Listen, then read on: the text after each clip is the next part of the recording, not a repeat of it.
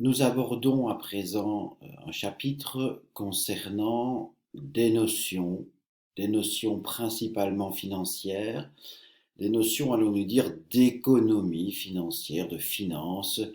En tout cas, fondamentalement, qu'est-ce qui va nous intéresser dans ce chapitre? C'est la manière dont vont évoluer ou dont doivent être calculées des sommes, donc des capitaux qui peuvent évoluer au cours du temps, des capitaux dont on doit tenter de connaître la valeur à un instant donné. On sait bien que la valeur de l'argent évolue au cours du temps et donc il est important de savoir à un moment déterminé du temps quelle est la valeur d'un capital si par exemple on connaît la valeur de ce capital à un autre moment déterminé du temps. Donc, on peut appeler ce chapitre notion d'économie financière, hein. Donc on va parler ici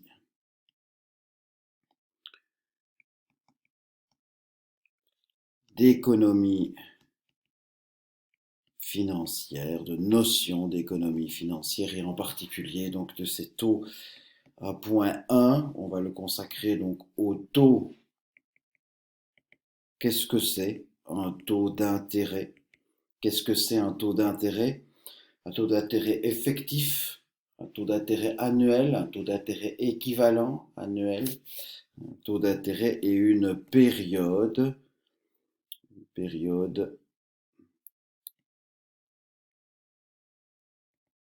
une période d'intérêt. Donc je vais prendre un capital initial, hein, je vais prendre un premier capital et je vais me dire, bah, tiens, que devient mon capital, par exemple, de 100 euros après une année s'il y a un taux d'intérêt de 2%. R, dans ce cas-ci, ici, comme vous le voyez, c'est 2%, ou plutôt c'est R, c'est 2 divisé par 100, hein. Si on a un taux qui est de 2%, on peut parler alors de, par exemple, on pourrait dire P. Voilà, P est le taux d'intérêt, il vaut 2%, et R, le R correspondant, ce serait égal à 2 divisé par 100, hein, 2%. Et donc, ce qui se passe, c'est que si j'ai un capital de 100 euros, vous voyez, un capital de 100 euros que je vais placer à la banque, admettons, la banque me dit qu'il va y avoir un taux de 2%, et bien pour connaître la valeur de mon capital après un an, donc la valeur de mes 100 euros après un an, eh bien il s'agira tout simplement de 100 multiplié par 1 plus 0,02, c'est-à-dire 2 divisé par 100, hein. Il s'agira de 100 multiplié par 1,02. 1,02, autrement dit, il y aura 102 euros après une année. Donc mon capital de 100 euros que je vais mettre à la banque à un taux de 2%, après une année, il vaudra 102 euros. Donc R, c'est égal à ce moment-là taux d'intérêt, au taux d'intérêt donc de 2%, de 2 divisé par 100, c'est P le taux d'intérêt exactement. Enfin, P et R, c'est la même chose à 100 près, si vous voulez. L'un, c'est 100 divisé par l'un divisé par 100, ça donne l'autre, hein. Et puis, on va parler de période d'intérêt. Dans ce cas-ci, on parlera de tout taux, si vous voulez, tout taux d'intérêt est applicable sur une période d'intérêt. Applicable ici, donc, sur une période d'intérêt, applicable sur une période, d'intérêt.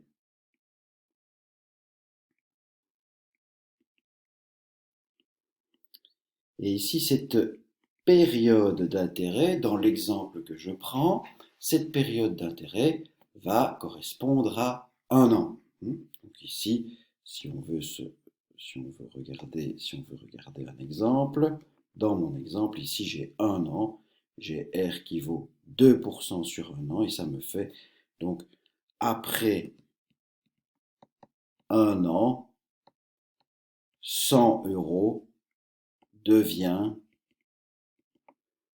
102 €. Alors, et donc on peut continuer comme ça, deviennent 102 €. Ensuite, après 2 années, après 2 ans, 100 devient 102 multiplié par 1 plus r. Autrement dit, 100 multiplié par 1 plus r au carré. 100 fois 1 plus r au carré, donc ça nous fait 100 multiplié par 1,02 au carré. Et ainsi de suite, on peut continuer. Après n années, après n années, 100, mon capital 100, devient naturellement 100 multiplié par 1,02 exposant n.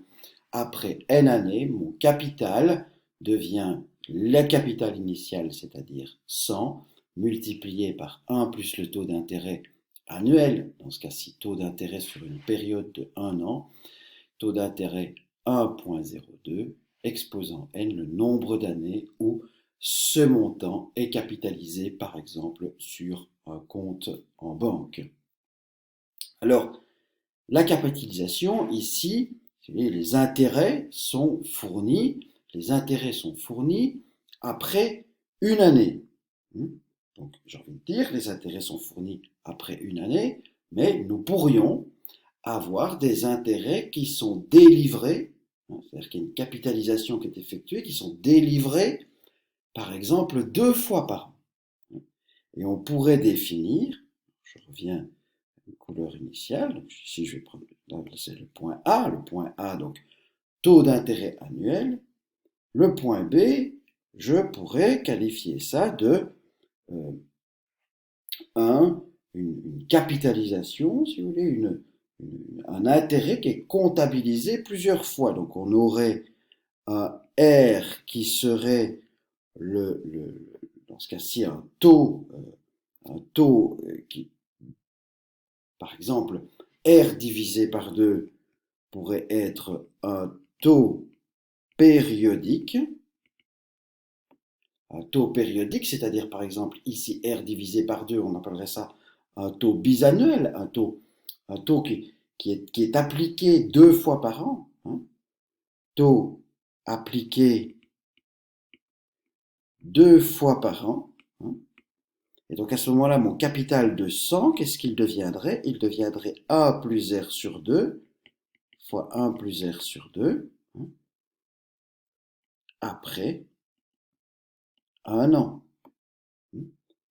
On appellerait donc ce taux périodique, on l'appliquerait 2 fois par an. Donc c'est un taux annuel, si vous voulez, c'est un R correspondrait à un taux périodique, mais qui serait appliqué, ce serait une constante tout le long de l'année, ce serait R, il resterait R, il serait appliqué 2 fois sur une année, mais R serait divisé par 2, alors puisqu'il serait appliqué 2 fois chaque année, on appellerait dans ce cas-là R sur 2 le taux périodique, et donc on pourrait avoir, donc alors évidemment ici, après n années, on aurait 100 multiplié par 1 plus R divisé par 2 au carré multiplié par n, puisque après un an, nous avons mes 100 € qui deviennent 100 fois 1 plus R demi au carré. Donc après n années, eh bien, on multiplie chaque année par 1 plus R sur 2 au carré. Donc ça nous fait après n années 1 plus R sur 2 exposant de n. Et puis on pourrait avoir aussi un taux périodique, appelons-le R sur Q. Ce serait un autre taux périodique. J'ai peut-être même envie de l'appeler, ouais, donc Q, ça va, c'est bien. Donc Q, on appliquerait Q fois, par exemple, 12, Q pourrait être égal à 12, c'est-à-dire qu'il y aurait un taux d'intérêt qui serait appliqué tous les mois à mon capital. Et donc, alors, ça signifierait qu'après une année, donc, nous aurions 100 multiplié par 1, 100 multiplié par 1, plus R divisé par Q, plus R divisé par Q, exposant Q, ce serait le montant de mon capital après une année, après un an, et puis j'aurai 100 fois 1 plus R sur Q, multiplié par NQ, après N années. Et voilà ce que deviendrait mon capital, alors mon capital initial de 100 euros, après N années. Voilà. Donc ça, ici, on aurait un taux périodique, donc qui serait différent du taux annuel qu'on a vu ici. En général, les banques effectuent des taux annuels, un R que l'on vous donne. Mais ce R qui est un taux annuel au départ, appliqué sur une année, ce taux annuel peut être composé plusieurs fois par an. Si on le compose plusieurs fois par an, alors on étend la définition du taux annuel. Le taux R si vous voulez, reste le taux annuel. Hein. R, c'est toujours le taux annuel, mais on dira qu'il est composé, on dira que c'est un taux annuel composé Q fois sur l'année, ou capitalisé Q fois sur l'année, c'est-à-dire qu'il transforme le capital, recapitalise Q fois sur l'année le taux annuel, et donc ce taux annuel devient, et donc le R sur Q, si vous voulez, devient le taux périodique. Donc R reste un taux annuel. On dira toujours qu'il y a un taux annuel composé un certain nombre de fois par an. Ce taux annuel-là, alors divisé par le nombre de fois où il est composé sur une année, eh bien, ça s'appelle le taux périodique. La période, à ce moment-là, la période d'intérêt, eh bien, c'est toujours, de toute façon, ici, dans ce cas, la période d'intérêt, c'est toujours l'année. Seulement, il y a une capitalisation qui se fait Q fois au cours de cette année. Et chose importante à voir également dans ce cas-là, eh bien, on a l'habitude d'avoir des grandeurs qui sont des grandeurs classiques, c'est-à-dire des étalons, si vous voulez, qui sont des taux d'intérêt annuels composés une fois par an. C'est cela que l'on aimerait quand même connaître, parce que forcément, collectivement, de manière générale, lorsqu'on veut voir comment son argent évolue, on a toujours tendance à se dire, j'aimerais voir, après un an, comment mon argent évolue, et donc quel est un taux annuel classique, un R classique équivalent, mais lorsque je capitalise sur un certain nombre de fois par an. Par exemple, Q fois par an, par exemple, 12 fois par an. Pourquoi il est intéressant de définir le taux annuel équivalent, le taux annuel équivalent lorsqu'il y a lorsqu'il y a Q fois, il y a une composition, on compose Q fois l'intérêt au cours de l'année. Donc lorsque un capital a été transformé, si vous voulez, Q fois au cours de l'année, il est donc augmenté de 1 plus R sur Q exposant Q, mon capital, et ceci, ça doit correspondre à un taux d'intérêt, je vais appeler ici le taux d'intérêt annuel, et ce taux d'intérêt annuel sera défini par 1 plus I. 1 plus I. Et donc I, le taux annuel équivalent I, ce serait 1 plus R sur Q multiplié par Q moins 1. C'est-à-dire que quand je prends un capital classique et que je le multiplie par 1 plus cette quantité I là, j'arrive au même résultat que si j'effectue un taux annuel R composé Q fois et que je regarde après un an ce que devient mon capital. que je prenne mon capital multiplié par 1 plus i, ou que je prenne mon capital multiplié par 1 sur r sur q, a plus r sur q, exposant q, pardon, eh bien, j'obtiens à ce moment-là le même résultat. Voilà, ça c'est pour un taux périodique, un taux annuel équivalent, un taux d'intérêt, une période d'intérêt. Remarque malgré tout, avant de passer à la composition continue, petite remarque, R peut être négatif bien sûr. Remarque, dans tous ces cas-là, et même dans ceux qui suivent, R peut être négatif. En effet, R plus petit que 0, c'est quoi? On parlera dans ce cas-là de taux de dépréciation. Taux de dépréciation.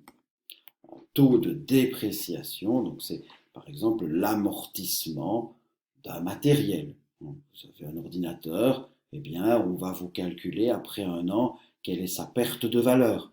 Eh bien on va donc multiplier sa valeur initiale par 1 plus R, mais où R est une quantité négative, l'ordinateur va donc se déprécier.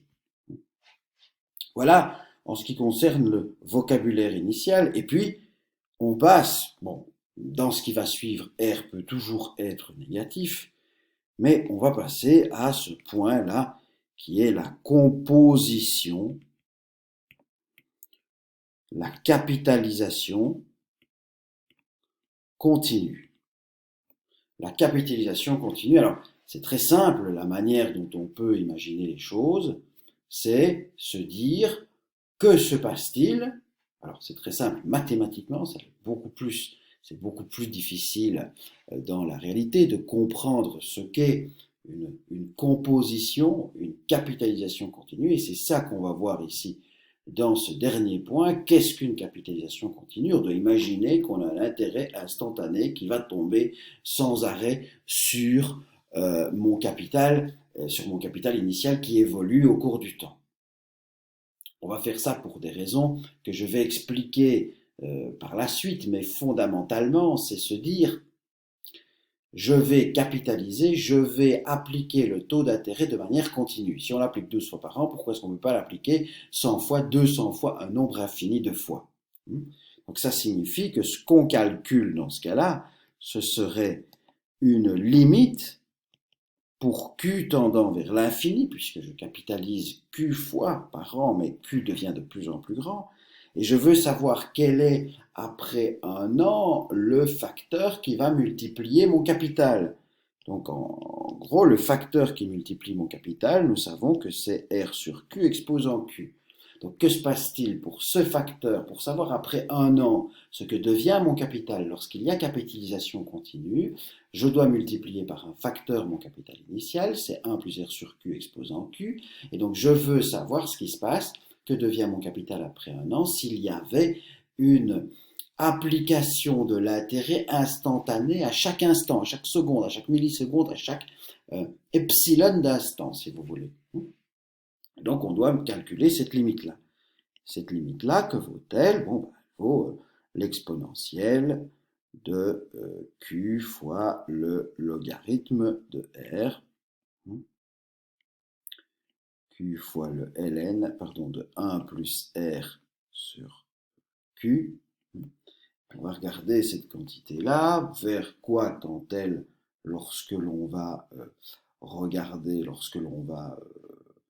calculer ceci. Donc pour Q tendant vers l'infini, on a ln de 1 qui va valoir 0, multiplié par Q qui vaut l'infini, donc exponentielle de 0 fois l'infini.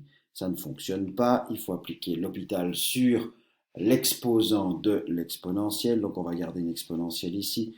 On va dériver un ln, un logarithme. Dériver un logarithme, ça fait 1 sur 1 plus R sur Q, multiplié donc par la dérivée par rapport à Q, puisque c'est une limite pour Q qui tend vers l'infini. Donc je vais dériver par rapport à Q le 1 plus R sur Q. 1 plus R sur Q, ça va me faire moins R sur Q carré. Donc ça, voilà ici la dérivée d'un numérateur. Il y a ensuite un dénominateur, c'est-à-dire que l'exponentielle, là, elle va comprendre, si vous voulez, cette quantité-là, Q ln de 1 plus R sur Q, on le réécrit donc ln de 1 plus R sur Q divisé par 1 sur Q. Donc d'abord, j'ai ici la dérivée de ln de 1 plus R sur Q que je retrouve ici dans l'exponentielle, mais je dois diviser tout cela par la dérivée de 1 sur Q, c'est-à-dire moins 1 sur Q carré. Les moins, alors je vais quand même mettre ça dans une autre couleur.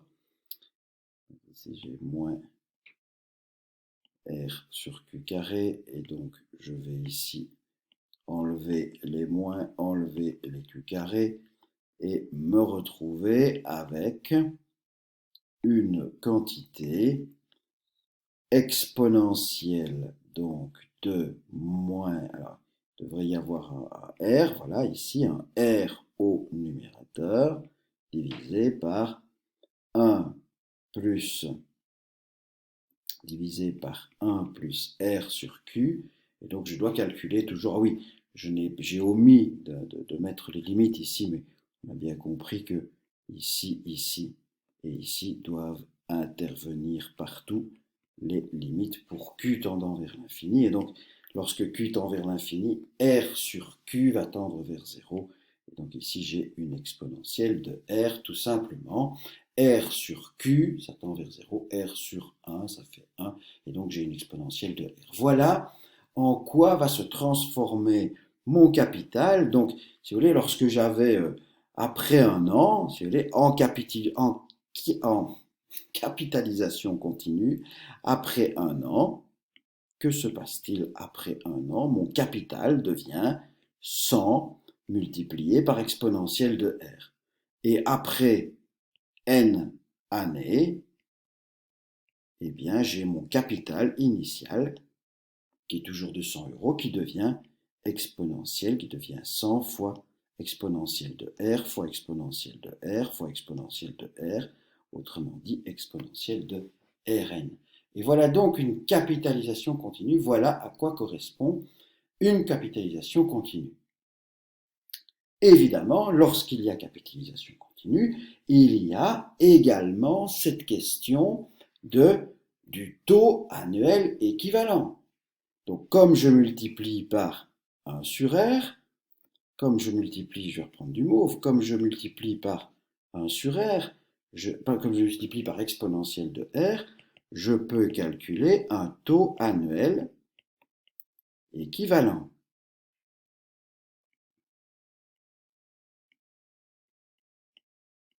Le taux annuel équivalent serait exponentielle de R, donc égale 1 plus I.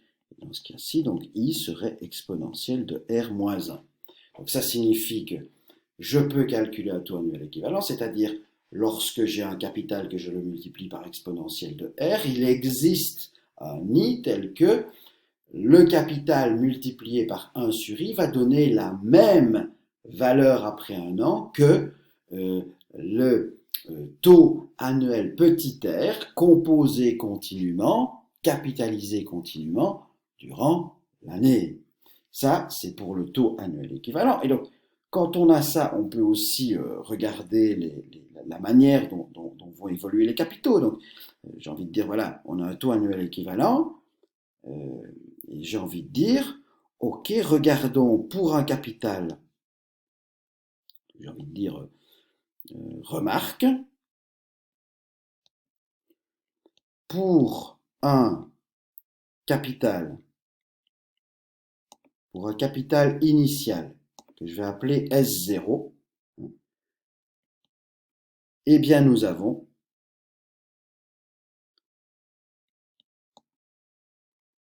après N années,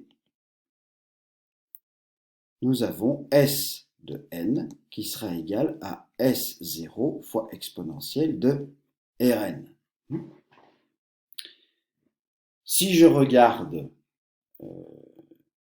le capital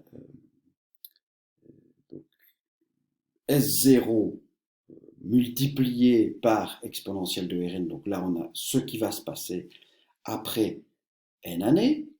Et puis, si je dérive mon capital, et si je dérive mon capital par rapport à n, qu'est-ce qui va se passer? J'aurai S0 exponentielle de Rn qui sera multiplié par quoi? La dérivée par rapport à n d'exponentielle de Rn, c'est-à-dire, encore une fois, exponentielle de Rn. Donc, qu'est-ce que ça va nous donner, ça? Ça va nous donner S0 exponentielle de Rn qui va multiplier la dérivée de l'exponentielle de Rn par rapport à n, c'est exponentielle de Rn, et puis, comme on dérive par rapport à n, on multiplie encore ça par rapport à r.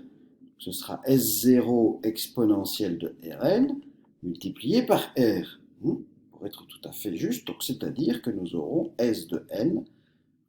Alors, évidemment, ne confondons pas le n et le r ici. Donc j'ai ceci multiplié par r. Donc j'ai ceci, et regardez, ça signifie que S' de n divisé par S de n, c'est égal à r. Et c'est quoi S' de n? C'est la variation S' de n, c'est une dérivée, c'est une variation de capital, en quelque sorte, au temps n, une variation infinitésimale de capital au temps n, divisé par la valeur de ce capital au temps n.